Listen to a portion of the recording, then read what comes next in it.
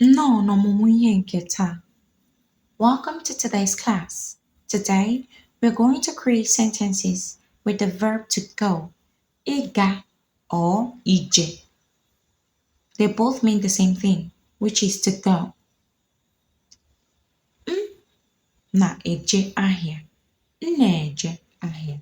M is for I. I'm going to the market. M na-eje ahịa.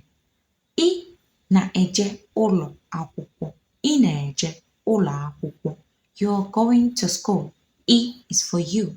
Ị na-eje ụlọ akwụkwọ. Ọ na-eje ichu mmiri. Ọ na-eje ichu mmiri. All can be for he, she, and it. He is going to fetch water. Ọ na-eje ichu mmiri. Anyị na-eje mmemme ugbu a. Anyị na-eje mmemme ugbu a. We are going to the party now.